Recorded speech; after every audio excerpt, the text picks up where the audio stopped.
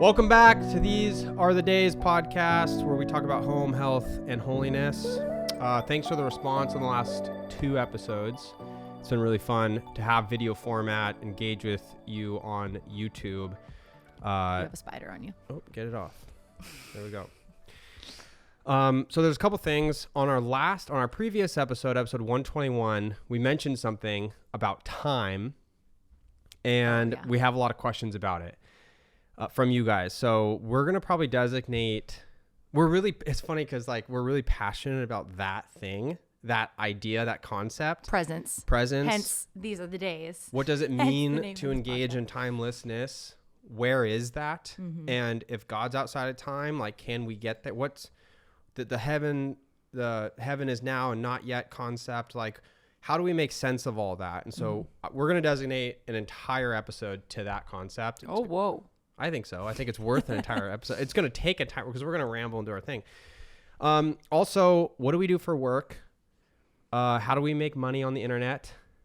What happened to Young Living? Those are all kind of wrapped up into one topic as well. So we're going to make that an episode. If you hear baby babbles, that's because Mirabelle is right here. Yeah. That's going to be an episode as well. But today we're going to talk about parenting perspectives. What's shifted now that we are parents of 4. Mirabelle's birth episode 2 is coming also. Oh, yeah. And the house update. Yeah. They're coming, but we just got to flow them out. Yep, we're going to start in the order that makes sense. Okay, so Audrey, why don't you go into what we're going to talk about today? Run through the list. So we thought it'd be interesting, instead of talking about those other things, to talk about this today because it's just been something that we've been talking about a lot lately, top of mind, and that is how our parenting philosophy, is that the right word to describe it?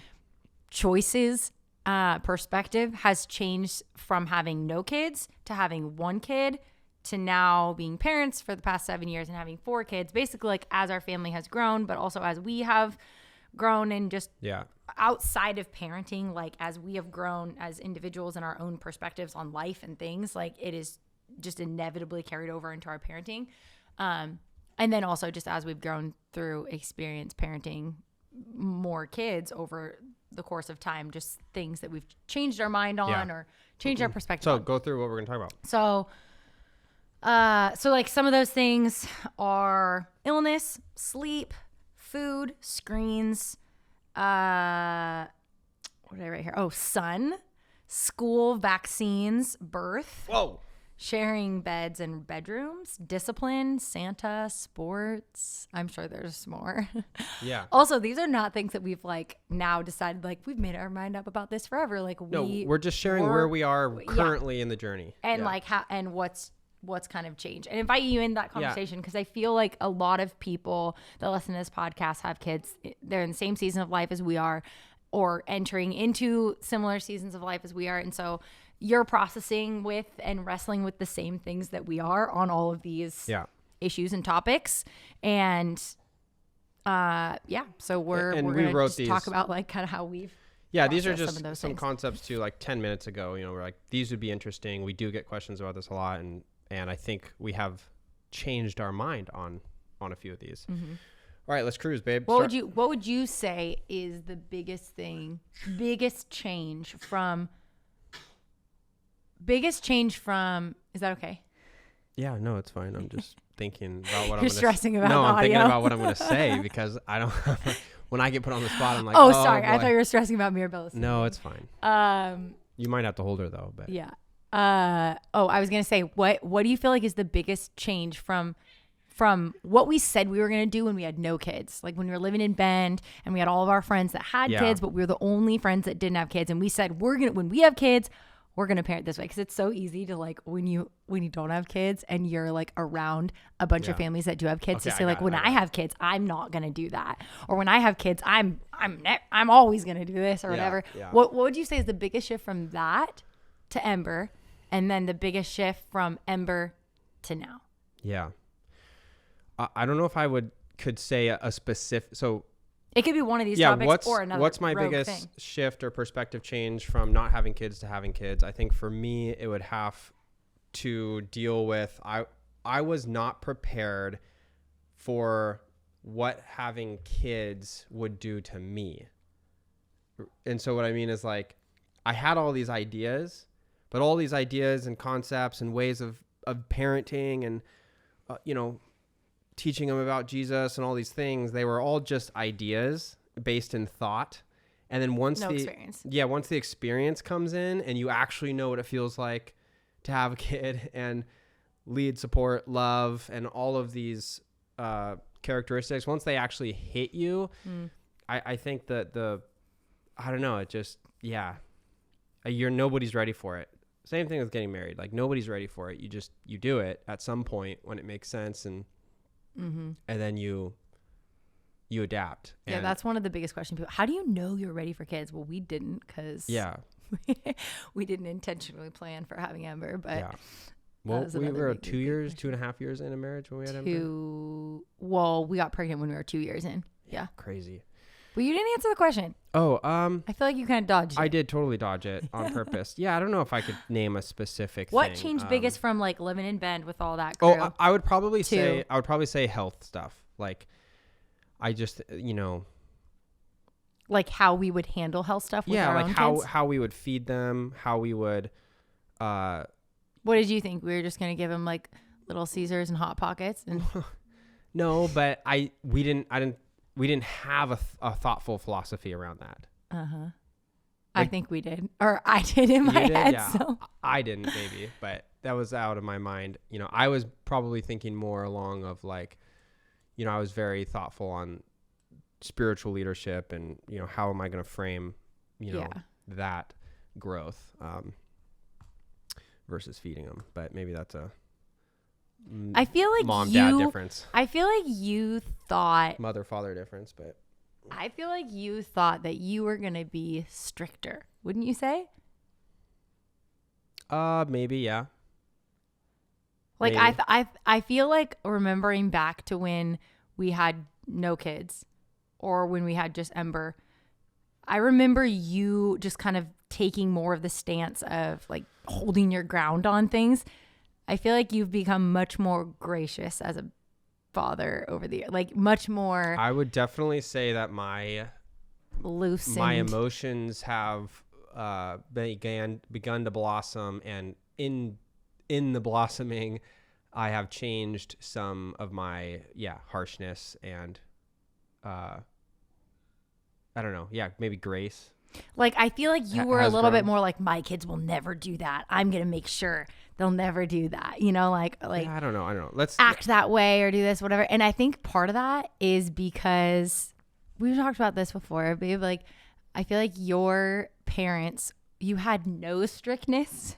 Well, not none. Like your dad was strict about like where to park, but like beyond that, like you guys didn't really have a lot of strictness. We did, but not. You had free reign. Like nearly no as curfew much as you did, in the bulk of your childhood. You're sleeping God knows where. Your mom doesn't know where you are. Like you're just out wandering. I mean, she did, but it was. But she was not strict. What was she strict on? Well, because we had so we had this playground of safety.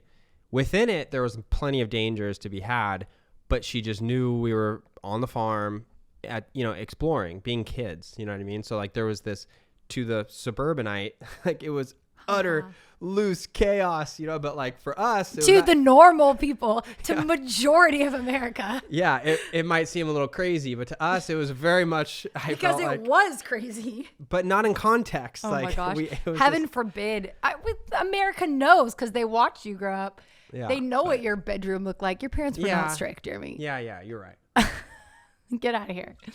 No strictness. No, okay, you're right. But on the other hand, that's the whole reason I bring that up is because I feel like on the reverse, my parents were extremely strict, very strict. Like I wasn't allowed to wear flip flops because heaven forbid I stub my toe and it'd be like bad for me in sports, right? Yeah. And so I feel like I kind of went, when it comes to that, I feel like we were in the beginning before we had kids, or even when we had like just Ember, we were a little bit more like, I was like, well, I don't want to be as overbearing, as strict. I love my parents and they were amazing parents, but I didn't want to be as strict as my parents maybe were, specifically my dad. And I think you were a little bit more like, I want to crack down on some of these things and not give my kids as much like free reign as it. Like I feel like we kind of went to like what we didn't have, the lack. For sure. And we definitely kind of met in the middle. Yeah. I would say. But now I feel like I feel like we've swung more towards the middle now. Yeah, that's what I'm saying. We've met in the middle. Totally. Yeah. So anyways. What about you real quick? What's your does anything come to mind? I would say homeschooling is just one that I said, like, I will never do that. I also said I would never have a home birth. I think just like the progression of, like the I guess just honestly kind of health stuff, which I guess was what you said, or you said food, but I would say just the progression of my interest and passion when it comes to like treating our bodies naturally, believing that our bodies can naturally heal, and helping my own kids in that process. Yeah. I was even talking to Amber last night. This is so funny. I didn't even tell you this. We were driving home from gymnastics and she was like, what was the question that she asked? It was like, Mom, what's in those the pellets that you give me? And I was like, well, you mean like the vitamins? Like no, homeopathic, like the homeopathic pellets. She was like, what's in those? And I was like, that's a hard thing to say. It's really hard for me to explain that to adults, let alone a child. Yeah. And so, but then I was kind of trying to explain to her, because she was like, oh no, this is how it came up. Okay, we're driving by CVS. I don't think our kids have ever been in a CVS. They don't know what a CVS is. We're driving by CVS, and Mom, she's like reading now like crazy. So it's like the world is opened up to her when we're driving in the car, because she can read everything on the road. Yeah. So she asks me what things are when we're driving all the time, because she can read it. So she's like, what's a pharmacy? That's how it started. And I was like, oh. So I tried to explain to her, like, pharmacy is where you go when you need like medicine for something that's not like plant medicine, or that's not like natural medicines that we have in our home, but you need to go like get a prescription for, or whatever. I was explaining it to her. And she's like, but at first I used the word drugs. I said, that's where you go to get drugs. And she's like, what's drugs? And I was like, well, there's good kinds of drugs and there's bad kinds of drugs. This is what I said verbatim. Wow. And I was like trying to. Okay, we had to deal with Mirabella here, cuteness, for a quick second, but Aj, picking back up on your story. You're driving home. Yeah. So Ember's in the car. You pass the pharmacy. So anyways, I remember now, it was the whole reason I brought that up was just because I was trying to explain to Ember that like our family, like that's why one of our family values is holistic health, and like treating our bodies naturally with things from nature and things from the earth. That's why I brought this whole thing up, because I was trying to explain to her what a pharmacy was. Where and when possible. Anyways, so, and I feel like that's been the biggest shift, just like that evolution of like, the more you know, the more you change your mind on, I guess, when it comes to that. So yeah. So anyways. Okay, well, let's go through them. So illness, sleep, food are the first three on here. Well, I guess let's start with illness, because that's kind of what we just was talking about a little bit, right? Yeah. When it comes to kids and parenting, illness, I'm trying to think.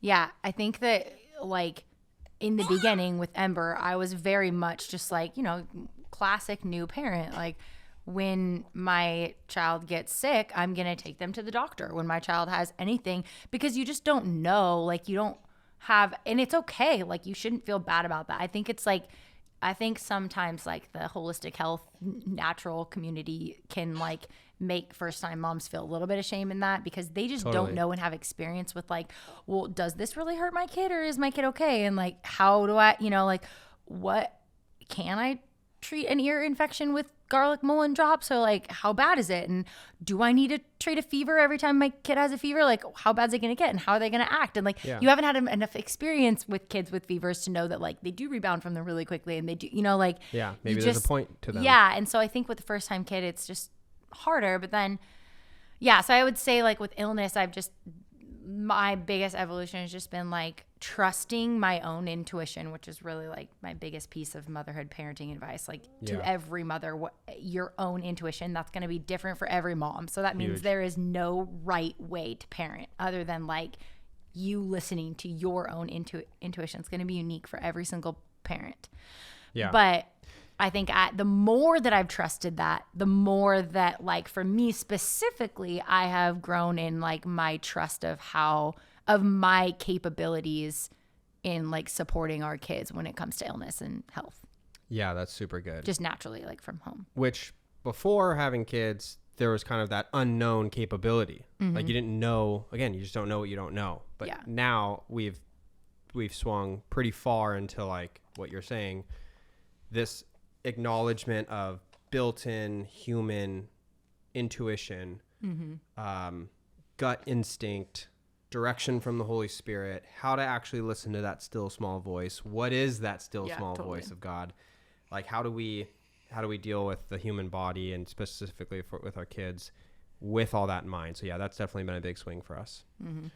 And listening prayer, we've talked about this maybe 10 or 12 episodes ago now, with Jamie Winship. I think that one's on YouTube actually, but listening prayer has been a big aspect in a lot of what's on this list, but specifically with listening to the body as well, listening to God too. Okay, sleep and food. Oh, sleep, like baby-led weaning. Some of these things are like, Jared doesn't even know, like, as much of, like, the classic things and terms, but I would say with sleep in the beginning, like, what were we doing with Ember? The MO, like, before having kids, and, like, having been around a lot of families that did have kids before we had kids, was that, like, you sleep train your kids. Like, you at a certain month old, they should be sleeping through the night, and therefore you should, like, train them to do so, to sleep through the night. And so, like, we kind of, I guess, like, thought in the beginning that, like, that's what we would do with Ember, because that's what you're supposed to do.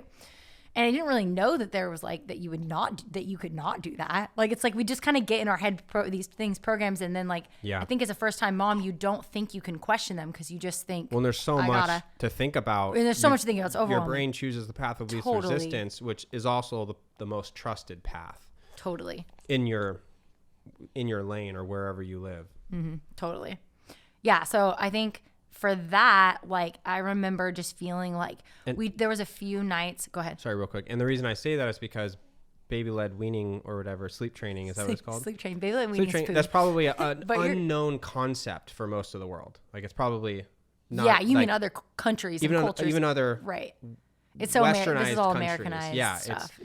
Why would you ever do that? Like, or sleep training. But we here think in our lane, making the best, safest decision in our lane. You know, we think, that's literally the way to do it. And one of the reasons why we do this is because most women go back to work. Yeah, and so at 4 months old, you go sleep train your baby, because you have to go back to work, so you need to be able to sleep through the night. But in other countries of the world, like, all our women are not working, and so they're staying home with the kids. That's such a big concept. Like, so much of what we think and do, is so. Which, like, by the way, there's no shame in that. Like, there's no shame in it, but we work.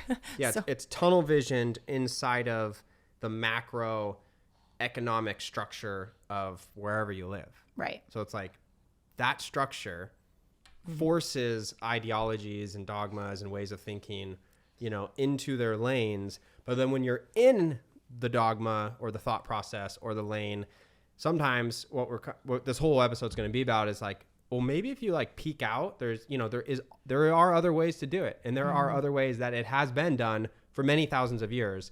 And maybe some are healthier, maybe some aren't as healthy. Like, thank the Lord for Western modern medicine. But also, we've completely forgotten about the, energy health and the body and intrinsically holistic concepts that are mind, body, spirit connected. It's like we've lost a lot of that in the westernized culture. So, totally. Peeking out of the what is it called? Binos, you know what I mean? Yeah. Well, anyways, back to sleep. We tried for, like, a couple nights. I remember letting Ember, like, cry, go in every couple minutes, give her the pacifier, let her cry, go and give her the pacifier. And it was just like, it was so much easier to just nurse her, like, wake up, hold her for a second, nurse her, and put her back to bed. Like, than it was to, like, fight this thing of trying to get her to sleep through the night and not nurse at 4 months old. What was your gut telling you? And my gut was telling me, like, why do we do this? Like, it just felt sad. And so I just was like, I'm not going to do this. So I didn't. And Ember naturally on her own, as she got bigger and as she didn't need to nurse as much in the night, just started sleeping through the night. And then with Bodhi, we had angel freaking child where he just like he's something else, that kid. But like 2 or 3 weeks old, I was calling our pediatrician actually concerned because he was sleeping through the night, and through the night like 7 to 7. Yeah. So like, and my boobs were just exploding. Just anyways, this big old hunky baby that would just eat and sleep till 7 in the morning. Right. And he was so big. He just was so big all the way through his first year of life. He was so chunk, such a squish, like we always call him.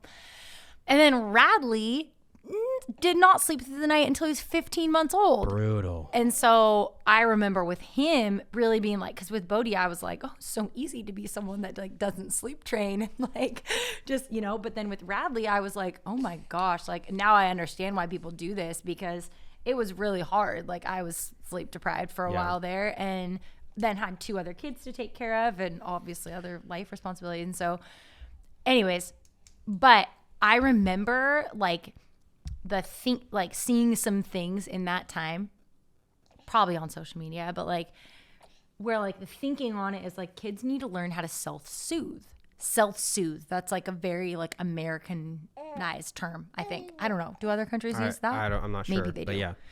But like we in America like want to teach our kids to be able to self-soothe. Speaking of. And it's a perfect episode for her to not sleep. And so we like, they need to be able to do that on their own, basically, was the concept. And so like if your kid can't do that on their own, then they're gonna like be super attached to you, they're not gonna be independent, blah blah blah. It's like Bodhi was like the best self-soother ever, but he is the most attached to me kid. Like he has to have his little his little saying that he says to me every single time before I leave the house. He has to say, bye mama, see you when you get back, and I have to say it back to him. It's like a little ritual that we have, otherwise he has to have a hug and a kiss. Whereas Radley, like, goodbye to anyone. Like, he didn't sleep through the night, and I was like, I was the self-soother for him for 15 months. He doesn't give a rip about that. Like he's just off on his own. So I say all that just to encourage you, because like you can have these kids that, like you think that you're like ruining them in the moment by not doing certain things, and then it's just it all flushes out, right? I mean, more a lot of it, more or less. And what I think you're saying here is like grace. Yeah, what am I saying? Grace is necessary because you get so serious in the moment of like, my kid is not going to be able to soothe themselves for their entire life unless I get this sleeping thing down. And it's just not true. It's not the case. There's a lot more grace and a lot more dynamics involved, you know, that produces a kid. Anyway, so that's food, good, babe. We can cover food real quick. Basically, let me, since you're going to be talking about all these food, I don't think we realized to the degree in which food matters, right? And so there's definitely. You talk about like how we introduce the kids to foods or whatever, with like solid introduction and whatnot. But you know, there's a lot of talk right now about food on the internet, and it's awesome seeing this conversation gain like just massive popularity right now, about what food matters. Everyone seems to be like super obsessed with like isolation diets and like this is the best thing to do. This is the best thing. We tend to be more. It's got to be real food, whole food, and as close to its life source as possible. Mm-hmm. And what I mean by that is, there's this theory of like, if you pick an apple off a tree and take a bite, that apple was connected to its life force, its life source a second ago, and now you're consuming it. That's got to be a healthier apple than an apple that's been picked, you know, frozen, shipped across the world, all these washing, and then you're eating it. It might still be an apple, might still taste like an apple. And this is, again, I don't have data to back this up. I'm just sharing an opinion, but like the theory is like it's been disconnected from its life source, slowly in deterioration mold. If that apple was left to its natural processes, it would rot, which means it is dying. So the closer you eat food to thriving or health, I would imagine would be better. So there's always like theories, you know, about food or whatever, but talk about how we actually introduced the food, and because I feel like we've changed how we've done that. We did change. Like I didn't know what the heck baby-led weaning was. Like I just was like, and I was the mom that was like, oh, I'm going to home make all of these baby purees for Ember. And I remember I did in the beginning, and I froze them in these silicone things in our freezer to give them as like teethers and like all this effort, right? Which is like great and commendable, like first child, like awesome. And then I mean, you were 3 or 4 months in, I heard about this baby bed leaning thing. I'm like, what's that? And then I was like, oh, this is really interesting. Like essentially, for those that don't know, you just are giving your baby whatever you're eating, just in a way that is prepared for them to digest and not choke off, basically. So you just mash it down, cut it up. Yeah. Whatever. But the concept is like they're picking it up with their own hands. You're kind of helping them a little bit, obviously, in the beginning, depending on how old they are when you start solids. But like, yeah, they're associating that hand to mouth, biological, natural. They're getting like the full experience of food. You're not just spoon feeding them. They're getting to like handle it. And they say like there's a lot of like good like things for their development when they do that. And then they're getting one of the main things is like all different types of textures. So that instead of just eating purees, now they're exposed to all these textures. So when they get to be a toddler, the hope is that they're like less picky because they've already experienced all these different textures. So they've experienced all these different types of food. Yeah. So one more thing about food. We said this would be a short one. Yeah. We also like and this is just the way we do it, right? But our kids eat what we eat. I don't think we thought we would do that with Ember. I think it was more kid food, adult food, but it's like food is food, healthy food is healthy food. So like our kids very early on with Ember, I can't remember when we made this shift. If we were making a few months into food, name of food, a salmon, veggie, rice, something or other mix, Ember would get the exact same thing in her size portion. Yeah. And so we've been doing that ever since Ember was, I don't know how old, couple years old. Mm-hmm.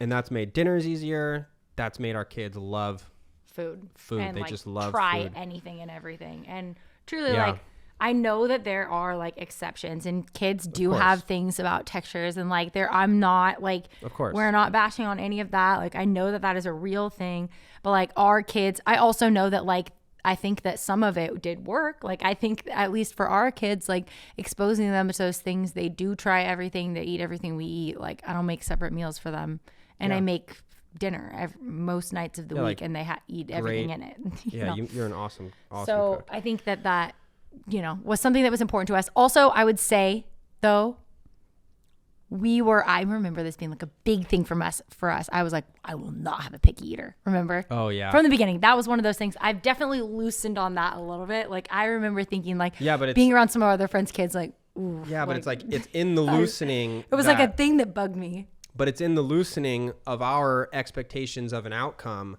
that it's worked itself out. That's true. In a beautiful, like our kids are not picky. They will eat anything, which is awesome. Ember's starting to get a few particularities, but this is the thing. You don't fight. Like she doesn't like ketchup, but she'll go to the garden. That's fine. And I know, and eat 1,000 tomatoes. Yeah. It's okay. Like let her not like ketchup. Yeah. And so we haven't been doing ketchup forever, and she'll probably grow out of it. And if not, it'll just be this thing for a while.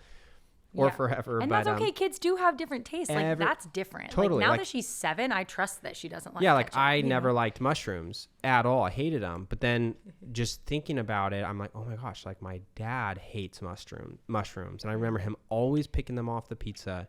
Whenever we got pizza, my mom would make it a thing that she would never make food with mushrooms because my dad hated it. So like I was already programmed to not like mushrooms for a very long time. Now I force myself to eat them because I just think they're super healthy food. It's a super healthy food connected to the microbiome network of the earth, all this other stuff. And it's like, they're awesome. So I force myself to eat them. But everyone has their preferences is what I'm saying. Anyways, let's move on now. Okay, hold on. I need to go put the baby down real quick. All right, you guys, quick break from the episode because we have to talk about something super important that happened today. You may have already heard about it on the social webs, but Always More Sherpa is now available today. If you're watching this episode when it released, October 16th until October 18th at midnight, or until we sell out. These will go super fast. They went super fast when we launched them 6 years ago. I cannot believe it's been 6 years since Sherpa. So many of you guys have requested that we bring these back. And we decided to do another fun 3-day event this fall, bringing back the cozy, coveted Sherpa. So if you want to get one, you never got one before, or you want to get a new one because your 6-year-old Sherpa looks like mine, this is the softest, coziest Sherpa that you will ever own. Be a great gift to give, or a great reminder for yourself, or just a cozy thing to wear all fall and winter. So we'll put the link for you guys in the show notes here. Grab one before midnight on Friday, October 18th, if not sooner, just so you don't miss out, because they will sell out quickly. All right, we went and put the baby down, so we're back. Okay, so next thing is screens.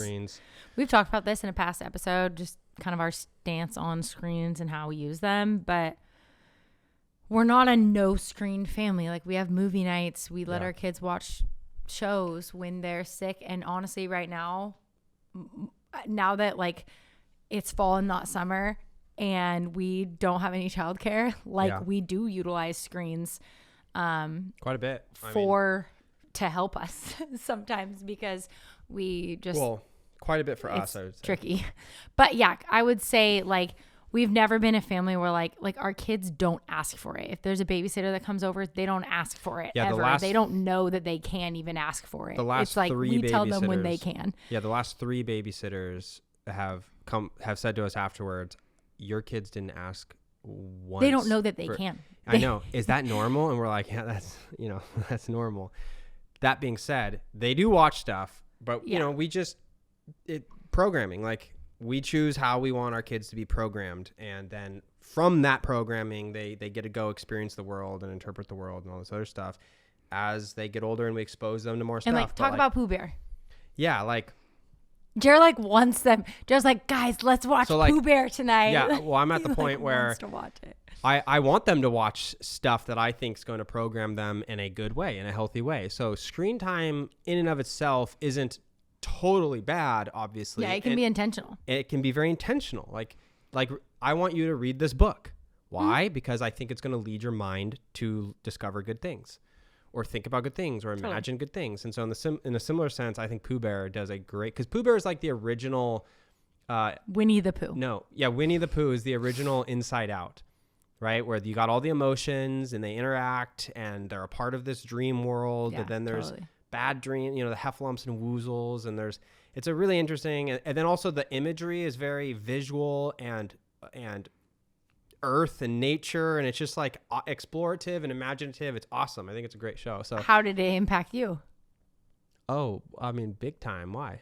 Well, tell why you love it so much, and like what was the inspiration for? I mean, something that you built that I mean, like, I look back on my life and I'm like, yeah, like the swamp fort. And for those that don't know, I built this, like, it was like freshman year in high school or something. I built this, so I wasn't like a little kid, I was an older kid, but like I was programmed by Pooh Bear so much that now looking back, I look at my swamp fort, and it's this fort in the middle of a swamp on stilts that had a drawbridge and a lookout tower and a bar top on. It was just this awesome fort. And it was very inspired by Pooh Bear. Yeah. Like looking at it, I'm like, oh yeah, this is totally I was programmed, and this was one of the results. And it was good. Like, it was good programming. So like Bodhi, like we put up wallpaper in their room that has like a tree fort and whatnot. And now Bodhi, like, he talks about building forts and tree houses and how he wants them to look and design and what we should put all the time. But it's because that's part of the programming that we've intentionally tried to do. And so screen time can be good if it's intentional. We are very much against the unlimited, watch whenever, just put them in front. And it's not part of our routine. And it's not, screen time is not part of our routine. Our screen time like is part of treat. Exactly. Our screen time is very much part of a routine, and we know what they're watching. And when we're driving places, they don't just get to watch those in their car. They look out the window. That's, I think, a big one for us. Like, if we're going on a really long road trip, then sure, like, maybe we can implement a movie. Which we do. But like, I want them to look out the window and see, and like, especially now that Ember's reading, like, what kind of conversations can get sparked because of what she sees out the window, and it's learning. And so I remember as a kid looking out the window and it broadens your world. Like, your world's so small when you're a little kid. And then when you're on a car ride and you're driving somewhere new, like, I want them to do that, I want them to make up random silly games that they play in the car with each other and like have that. Ask me why there's a homeless person sitting there, like they see these things and then they engage with the world and we get to then, raise them. Yeah. What else about screen? Oh, I saw a quote recently that was, our kids aren't quite at this age, but it said, it was more concerning smartphones and screen time, which we're not there yet, but it said, give your kid a smartphone the day you decide give your kid a smartphone the day their childhood should end. Is the day that their childhood ends. Yes. Let me say that again. Give your kid a smartphone. When you give your kid a smartphone is the day that their childhood will end. And to a degree, I think that's totally true. And there's a lot of people probably listening with kids in that season of life, or you've already given them it's hard to pull back on that. And my heart goes out like it. Can't imagine. I'm not ready for that season of life for sure, but it's just unlimited access to one of the most unprecedentedly powerful mental weapons that humans have ever created, which is obviously just unlimited information. I mean, the smartphone is the internet rather, and the smartphone being a tool in which we engage with the internet. It's unprecedented. And it's so new. It's another thing. Like, we don't even have a single long-term study on the internet and what it does. Yeah. We have studies, but they're not truly long-term because the internet literally totally is 40, 50 years old or something. Like, it's crazy. Yeah. That's crazy. I saw this thing the other day. Did you see it? The marriage thing or how people meet thing? Oh yeah, it was this graph, yeah, I saw and that. it was like you saw that? Yeah, I did. Yeah. Oh, did I send it to you? No, but okay. It was like it started in like 1950, and it shows how couples meet, like marriages, like how they met, and it was like family 80%, friends 60%, restaurant, social setting, whatever. There's like all these different categories, and then at the bottom it says online 0%, right, until you get to like the mid late 90s and email starts or whatever, and then it's like 3%, 4%. Anyways, we should pop this graph up on the screen. And it's fascinating to watch because basically like family dwindles down and then friends exceeds family. Like for the longest time, from the 50s to like the late 80s, it's like family predominantly. And then it switches. Family goes way down. Friends go way up. Social settings and bars and restaurants and stuff goes way up. Interesting, yeah. And then all of a sudden you hit like 2010 and it's like exponential. Like online just grows to like 80%. Everything else is like a tiny, tiny piece of the pie. That's an experiment. We have no idea how that's going to affect relationships still. Like, and the same with a smartphone, well, it's like a good affecting thing. Kids. Like in many senses, it's a good thing. But like also it's just the fact that families are so removed now from their kids' relation, like, you know what I mean? Like it's just they're removed from the process. You have to intentionally integrate them if you want. Yeah, and something we talked about in our book a lot was the chapter, what was it called? About green flags and red flags. Everyone must fall. Was that chapter? I think so. I can't remember. But anyways, we have this whole concept around why it's actually healthy to be around friends and family. Oh, you're not an island. Yeah, not an island. That's it. Because a lot of people, they become an island. They find someone, and the next thing you know, it's like them against the world, and they find solace and comfort in one another because the outside world can be hostile, and they feel out of place or alone or all of these things. And then you become an island. But it's really hard to see yourself in any season of life, let alone when you are intentionally an island. And so this idea of being able to go to have friends or be around family and then to be told either positively or negatively about your relationship and then to have the mental fortitude to actually take that input is extremely important. Really helpful in guiding, because love is blind. You cannot see or think clearly when you're in those early years. And so it's helpful to have voices of reason kind of looking in and around you. Totally. So to back to your point, it is interesting to see how meeting on the internet can kind of silo and isolate and become how many relationships are becoming an island. That isn't to say all of them, but it'll be interesting to see for sure. Yeah.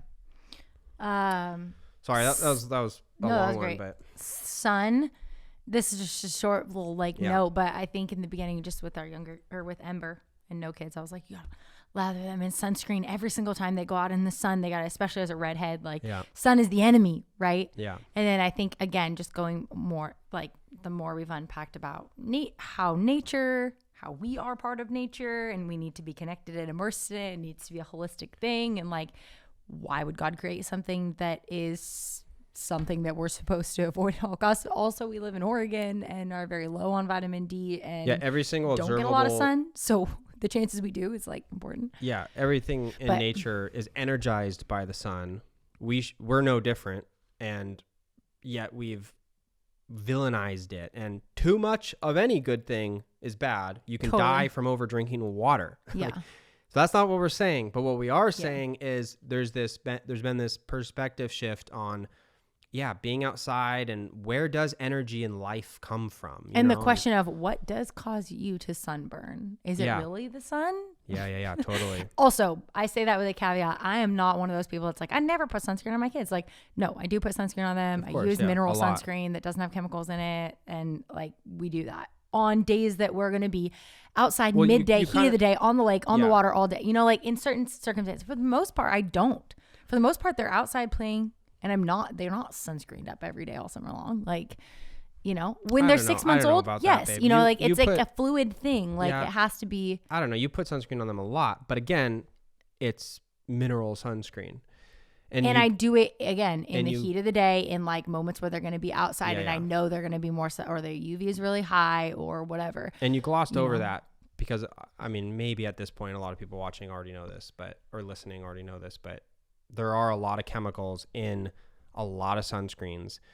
Many of them have come to light in the last 5 years, and I can't remember the brand, but some have been pulled from market. And so there's this big, stink going on around suns, because again, your skin is your second mouth, and it's a bigger mouth that absorbs everything you put on it directly into the bloodstream. Yeah. And so it's a super important, I want to call it organ. It is. It really. It's the largest organ in your body. It's the largest organ on your body.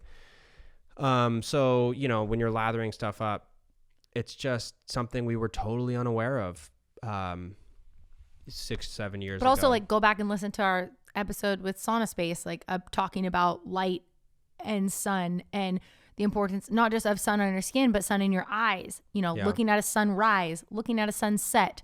Those are things that, you're always told as a kid, don't look at the sun, wear sunglasses and don't look at the sun. And now it's we tell our kids, look at the sun, watch the sunset. Yeah. Every time, since we can see, we lit it last night. Yeah. We're super blessed. We can see the sunset from our house. And so no matter what we're doing, I gather the kids when the sun's about to go down, and I go, guys, come on, we got to watch the sun go down. We all watch the sun go down. It's this thing we do. I hope they remember that. They will. But it's also I'm not going to go into that here. I'm not going to go into what I'm about to say here in depth, but I was on Instagram a month ago or something, and drawing this conclusion of light and the importance of it. And, in the Bible, Jesus is referred to as the light of the world. And it's of a significant importance. And then the point I was trying to make is that comparison wouldn't be made or wouldn't mean anything unless light was as significant. Right. Get what I'm saying? So good. Yeah. So light and Jesus are directly, they're analogous with one another scripturally, in scripture, biblically. And so maybe we're not giving light the credit it deserves. Maybe we've forgotten some of the importance that it has on the physical body, and Jesus has on the spiritual body. Again, this is Home Health and Holiness podcast. The holistic connection is profoundly deep and interconnected, and we have just forgotten so much of it. But anyways, it's just something to think about. But it's good. I love that, babe. That's really good. School, we already talked about that, but we were Jeremy's private school, I was public school. What do you think we do before kids? I never wrote homeschool out of my mind, but I was probably closer to it than you, just because I went to a private school. Way closer to me. I was a never. You were a never ever.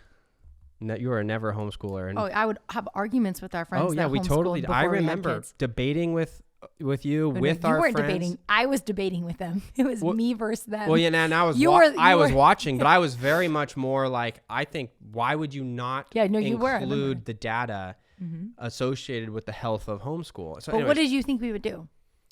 Oh, probably some sort of private school was kind of what I did. And then you thought we would do what you did. Yeah. Mm-hmm. And again, we've come together and chose a completely different route. Found a third road here. Yeah. Yeah. So why are we homeschooling? I mean, we did talk about homeschooling quite a bit in the first episode, and we've talked about it in other episodes. Okay. But yeah, I mean, I think also, like, I'll say, like, yeah, we're choosing to homeschool right now, and I don't know that we'll homeschool forever, and we'll take it every year at a time, every kid at a time. I know it's a cliche thing in the homeschooling world, but like, we will do that because it changes. And like I said in episode 1 of this new season, like, I think a lot of people in the homeschooling world like are perceived to have everything.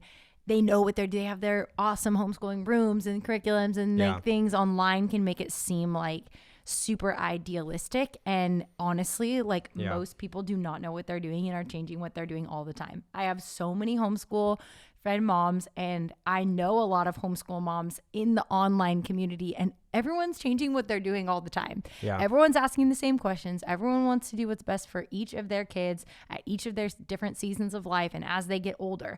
And so it changes. And I think that is like, okay. And you have to like be like, you can't decide with your first kid, this is what we're going to do for all of the kids forever. It just doesn't work that way. Like, and again, like, and that's the kind of the point of this podcast is like, you change as you grow older, what you don't know with new information, you know? And it's not the only necessary option. I mean, you turned out great, babe. I know that was my main argument, but times are different now, babe. That's why that's where I was going with that is a lot of people use their personal experience as validation to do a thing, right? Without taking into account the magnitude of change. Yeah, well, I ate Frosted Flakes and Smuckers every single day. They're in totally the 90s. Different now. Exactly. They don't even taste the same. Yeah. So, have you seen the things? Have you seen there's a graphic that says like McDonald's French fries in the 90s that we grew up on. Yeah. Versus McDonald's French fries. Four ingredients. Yeah, 4 ingredients, and one of the ingredients is beef tallow. They're not even using like canola oil. And then it's like now the ingredients, there's like 15. Okay. Anyways, next thing. Things have changed. Vaccines, speaking of ingredients and how they've changed. Yeah, this can be a very hot topic, obviously, but I think it's changing. Yeah, I think it is too. I think people are becoming more understanding. Again, it's kind of like the homeschooling thing. Like, so like for each kid, it's different. For each season of life, it's different. Like, you have 5 years trust your motherhood intuition. And you know your kid the best. 5 years ago, we held the same opinions we're going to share today. But I don't think sharing them 5 years ago would go over very well because the collective narrative, I don't think was absolutely prepared to hear. And not to say we were, well, actually I will say we were outside very much so of this, of the narrative. The train's going by, you might hear it. But now I feel like, okay, I think we could share this and it would be appropriate to do so and maybe even encouraging. And it's not like we were hiding our opinions 5 years ago, but it is to say it was a very difficult, it had to be like a strategic thing and we just didn't have the energy to do it. And it's like, we'll just keep this it's private, it's medical stuff. And so, and speaking of which, we will keep it private. Yeah, we will keep it private for HIPAA reasons and all this other stuff. Yeah, like we're not going to tell you, what do we do for each of our kids? We don't need to do that. Yeah, and people ask us that. You don't need to know that because you need to decide what's best for your kid. So like, it's non-helpful for me to tell you what I did for my kid. And also like, this is the same, like birth is the next thing on the list. Like same thing is true. Like I loved my experience having home birth with Mira and I would do it again if we have another baby. But I don't think that is something that I should project on every single woman. I think that every woman should do what they feel. They should birth in the place that they feel the most comfortable and safe, wherever that is for you. And for me, it was at home. Like that is where that was the experience that I wanted, the place that I felt the most at peace and comfortable and safe. And that's going to be different for every woman. And I think there she is. And I think for some women, like, you know, it's just because I maybe think that like home birth experience is like amazing and I might tout it. it might not be amazing for you if you go into it thinking like, if you feel pressured to go into it, but it's not actually the most comfortable place for you, you know? Yeah. Same thing may be true with like whatever with your kids, like vaccinating them certain vaccines or not certain vaccines. Like, again, you have to trust your motherhood intuition. Let's get into it before we dangle the carrot too much. So, again, one thing though that I do want to say on vaccines, sorry, because it is such a...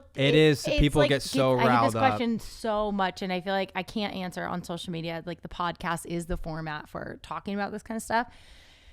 And that is, like, I do think, like, we, again, don't have enough data. It's the same thing with smartphones, same thing with dating and online, like, a lot of the things that we've talked about in this episode. We just don't have enough data to, like... We haven't been vaccinating babies with 32 vaccines in their first year of life or whatever it is now, 34, 36 in America, one of the highest vaccination rate. Like they're the top. It's like there's Audrey, top 3 in the entire world I could of be like wrong, how many we give in the first year. And we didn't write down any of the facts or data here, but like I thought it could be 70. Has it? Like it's been since the 60s, like since, and it's really just continued to go up, up, up, up, up. And what else has gone up? This is where like JFK, love him, because like what else has gone up? Since we've given our kids more vaccines, and what's gone up? Childhood illness and disease, in tandem with it. And I am not saying like vaccines are the fault. There are a million things are the fault. McDonald's French fries, what's in them now? Okay, like there's so many things. Air pollution. I mean, there's what we're putting on our skin and sunscreens, like all the endocrine disruptors. Like our bodies are so fine. Our bodies are like clocks. They're well-oiled, finely tuned machines. And a grain of sand might, different than a clock, but like a grain of sand might not like throw the whole body off, but consistent grains of sand, it will absolutely throw off. Light, for example, getting out of circadian rhythm, all these natural processes that our body goes through that's being interrupted by toxins and chemicals and hormonal stuff. And it's just, we got to get back to design. We got to get back to source code. And that's the holistic health journey at its core, I think. We got to get back to integrity with God. But problem is we've designed all these things that are great for a few years. And then the bottom line gets involved. And we live in a capitalistic society where it inherently is, and this isn't all bad. And I think it's a great structure. But profit over people has been the MO, and blanket healthcare or like blanket weak leaders will always pursue the profit because that's the sustain companies. They're not people in the sense that they are animals. They're institutionalized animals that must grow to survive. There is no conscious awareness, morality involved with the company. There are people at the company or whatever, but they grow or die. And so how do you make more money? Well, you increase your bottom line and you change the ingredients out and you make things cheaper and blah, blah, blah, and all these things. So anyways, it's a massive conversation, but the point we're getting at is I think people are starting to become much more aware of the corruption in corporate America, government, and people are starting to ask more questions, and we aren't blindly walking, following the mainstream media and doing whatever they tell us to do. So back to vaccines. No, that's good. Really? What else? Well, we didn't even share our opinion. Yeah, we did. What? Oh, I guess we might have. I mean, I've shared about it in other episodes, but like, we don't feel like it's necessary to give our kids like what the CDC is recommending to give your kids, especially like as little as they are. Like, and again, we go back to like the medicine illness thing we talked about before. We just believe that like our bodies aren't lacking all of these things from birth that we need to inject into us to protect us. Like our bodies have natural immune systems. Now we do things to break down that immune system over time, which we should be doing things to build that immune system up so that it stays strong so that we can fight these things instead of, however, if we go to Africa and we need to get the yellow fever vaccine or whatever, there's some stuff that makes sense. Like at some point our kids get this is the exactly tetanus shot. I would love it if it could be isolated and not be a cocktail shot. But this is basically what we're trying to say. Think about it. Yeah. Nobody's asked questions for a very, very long time. But the problem is there's enough problems. America is now just so sick and so chronically drugged out that people are starting to go, okay, what could this be? You know, like, let's ask some questions. And then if enough people do that, it'll start to turn the boat. And all we're saying is, you know, don't be afraid to be made fun of if you do your own research. Like, it's okay to ask questions. This is what the internet is for, is to go read articles and look stuff up and watch doctors who publish all their stuff online. Again, you know, we've participated in a study related to vaccines, and the findings are all, you know, public and out there and stuff, but it's like really fascinating data coming out now that we have long-term data. And a lot of people just don't want to look at it. And it's hard to look at because, you know, I don't know. I think it would change a lot of things, and there's some cognitive dissonance involved. But at some point, you change when the pain of staying the same is greater than the pain of changing. And I think America is at a point of pain now where we're like, something's got to change, and let's figure out what that is. Yeah. So. Okay. Birth. We got to cruise. We'll talk about this more when we share Mirabelle's birth story, but I said I would never do a home birth. Didn't even think I'd do a hospital or a birth center let's birth. cruise past that. Had 2 hospital births, then a birth center birth, and then a home birth. But one of my biggest things that I think I changed my mind on that is that women are cursed with the pain of childbearing. That scripture. Yeah. And like, therefore we should be in pain when we're in birth. And I completely changed my perspective on that. And I think that actually birth is like one of the moments where the veil is the thinnest. You can be the absolute closest to God. You're literally bringing life into this world. It's such a spiritual experience that I think we've been so robbed of because we've medicalized it to be this medical emergency, which it's not. It's a natural thing. It's been a natural thing forever. And it's supposed to be like, you think about the scriptures of like the one that says like women are saved in what is it? Women are saved in childbirth. Yeah, through childbirth. Yeah. Like, I think that birth can actually be a healing experience for so many women. And I think so many women are robbed of that healing experience because they don't allow themselves to fully experience it. And so I think that that's a whole nother can of worms for the birth episode. Yeah, big one. Another one, this is just a note, but like sharing bedrooms. Like, I didn't think our kids would share bedrooms, and I've loved that our kids have shared bedrooms. Yeah. I didn't grow up sharing bedrooms with my siblings. Yeah, I did. I shared a bunk with Zach, my brother, my twin, our whole life. And I love that. I think until I left for college. Yeah, you're a twin, so I feel like twins always share bedrooms. But the pass. But when you're different ages, I think it's different. You know, like Ember and Bodie share a room, Bodie and Brad share a room. Okay, discipline. This is a big one. Yeah, big one. I don't know if we have time to get all into it. But, could be for a different one, but we definitely thought we'd be a little more, strict. Yeah. And I don't want to say that, like, we're definitely not there's so much stigma associated with titles. Yeah. So I would not call us gentle parents, but I would definitely say that we have definitely call us gentle parents. Really? Yeah. For sure. Man, I don't know if I would do that. In the motherhood community. Maybe because you don't know do you know what's encapsulated in what that would you title? say that we aren't in that, like encapsulated? Let me finish my thought because before you impose your definition over my definition, we're probably not even talking about the same thing. Okay, go.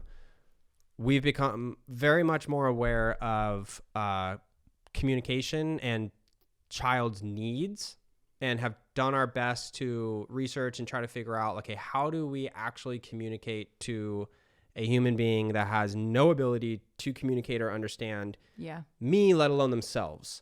What are the mechanisms and process in order to make this bridge and connection so that they feel safe with me? Therefore, I become their leader and their chosen guide through life into the foreseeable future. How do I facilitate that process? And there are some things we thought we would always do, just because it's the way it was, that we definitely don't do now. One of them, spanking. But it just doesn't seem like the right mechanism for us. Yeah. And a lot of people totally bastardize the verse, don't spare the rod, which, again, we're not going to get into that, but like, it's just, I think there's just a better way of doing it, and a way that makes more sense on the neurological level for the kid, on the safety level for the kid, for I could keep going, but I'll leave it there. But I think that's something that hold on. What I'm back to the gentle parenting thing though. Sorry. I wouldn't throw us into the bucket because again, what people do is they carry around stereotypes, their brain, because it's easy. It saves energy, and the body, the ego, the flesh is in the mode of saving energy because you don't actually have to think for yourself. You become a doer instead of a non-doer, and that's part of the problem. Is like you say this one thing over here, and the next thing you know, you're thrown into a bucket. You know, for example. True. For example, you know, I get what you're saying. You get what I'm saying? No, I get what you're saying. Put us in the bucket of gentle parents. I would say we're more so in that bucket. Like we lean that way, right? I mean, totally. Yeah. In the same way, let me think. Like in the same way, people with, I don't know. I can't think of a good example, but it happens all the time. People say one thing that's and then everyone makes all these assumptions that's with it. slightly associated with something. I get it. Yeah, and then so it's like let's just not label ourselves. But it's like questioning like should millions and millions and millions and millions of illegals be freely entering America? If I were to even like question that, racist, like all his like, no, I'm just trying to think about this logically to come up with a better solution than that. And but unfortunately, you can't. A lot of people. Weak people can't have these conversations because they use names and labels to do the fighting for them instead of actually trying to unpack this tangled web of dynamic It's harder. It's a lot harder to do.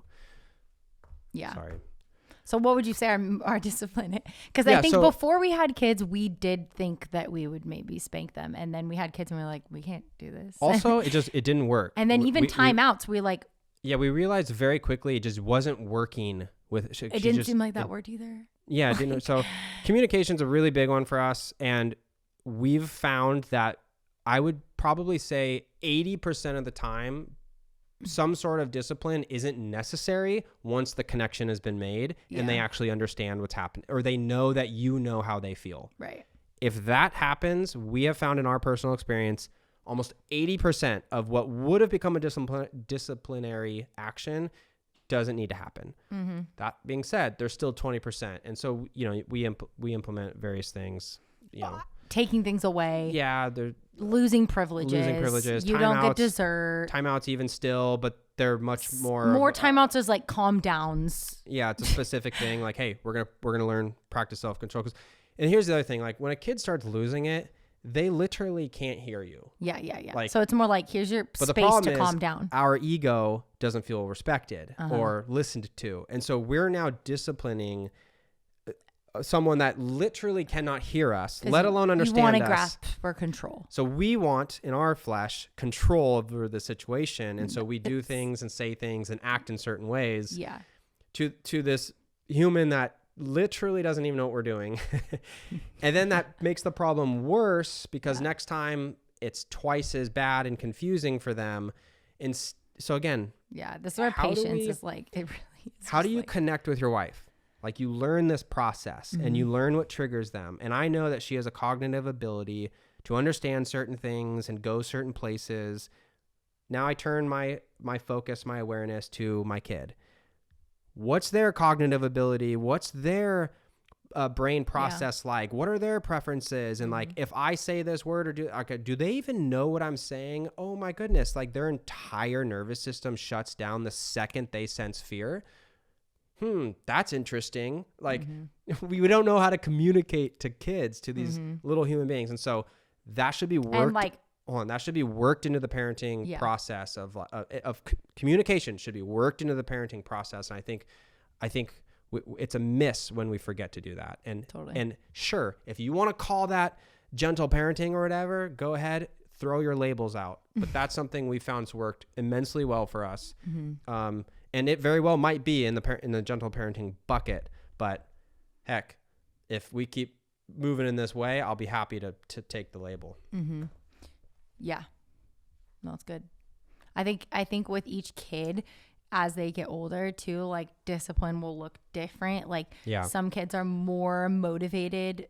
Some of our kids are more motivated by like rewards than others. And so like the threat of something being taken away, like a privilege, is more incentivizing to them, I guess. Yeah. But we're also not the parents that are like, give our kids rewards for everything, or, you know, like we don't do that either. So we kind of, I feel like we're figuring that out, balanced. And I also feel like we're very much, one of the things that I think as like a parent that not enough parents, more parents in our generation need to be okay with is like letting their kids cry in public. Like just kids are kids. They're going to cry. What Jeremy just spent all that time explaining, like, and they can't hear you and they're emotional and like all this stuff. I think we feel this pressure in our modern day America to like conform our kids to societal expectations of them in public. And it's like, that makes it really hard to be a parent right now, because then all of a sudden it's unacceptable for your child to have a meltdown at the grocery store, or to get whiny at a restaurant, or to cry because they got hurt at the playground or whatever. Like, and you want to just like tell them to like be quiet, or you remove them from the situation. So then like they feel like all of a sudden they can't express their emotions, or they're going to get removed from the situation. And like, I think there is some like, sure, social awareness. You got to like, right. Well, yeah, that's the part of training. Like they should not have meltdowns. But I think also like they're kids and they're going to have that. And like, it's okay. And like we as parents, like we get embarrassed. We feel guilt. We feel embarrassed. We feel like we're bad parents if they do these kid things. Yeah. And it's like, nope, we just like, all kids do it, you know? And I think a lot of times parents won't take their kids certain places, or like, let's say a kid missed a nap and it's like, well, I can't take my kid there because he missed his nap today, because heaven forbid he cries somewhere. And it's like, but then like you're missing out on like life, and like, I don't know. So I feel like that is a big thing in our like modern day parenting of our generation. I mean, I would agree. I think kids like are gonna cry. They're gonna have big emotions, and they should feel the freedom to feel that. However, like we're also not the parents that are gonna be like we want to teach our kids respect. Like, I think like we're not the parents that are just like, you get to do whatever you want. And like, you know, like the jokes about modern day parenting. It's like back in my day, like you would have been like, I was going to follow all this up with saying exactly that. Like it's both sides of the same coin. It's catch-22. Like, yes, there should be this lack of pressure in some senses, but like your kids should not be allowed to throw temper tantrums at will whenever they want. Like discipline is absolutely needed. There should be action taken to train that type of lack of self-control out of them. Like that's the point of parenting. And you got to do it when they're not in that moment. You got to do it in. There are proper ways to behave in public. There are proper ways to express your emotions, and kids need to be taught, told, and learned how to do all of that. And again, back to my point, I'm saying that I think one of the best methods is earning trust, and that process, that growth curve in which they actually learn the lesson, will be exponentially higher if they trust the guide. Yeah, for sure. And there's probably 100 different ways to do this, and everyone's going to pick their different route. And we are being very vulnerable right now, sharing what we have found works for us in this very new moment for us, where we have little kids. Our oldest is 7. And so like, we're just starting this journey and trying to put the pieces together. And part of our job, part of what we do, is share the journey and bring you guys along for it. And we get to have this fun conversation with you, typically on Instagram, now on YouTube and the podcast, which is fun. But don't mishear us. This isn't saying don't mishear Audrey, I should say, when she said this isn't let your kids go wild. It's okay. What she's saying is there should be this pressure taken off of, oh, your kid was a kid for a darn second in public. Yeah.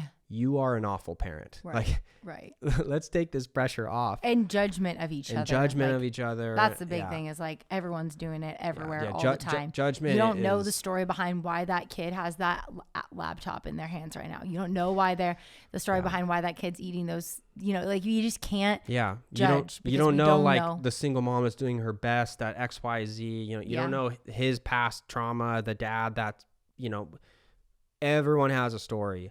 That's something we've definitely learned very well in the last couple of years. But So, okay. We got to wrap this up, but yeah, let's the last two we don't need to really like dive into. We say that on everyone, this in a different podcast, but like Santa, we never thought we'd do Santa.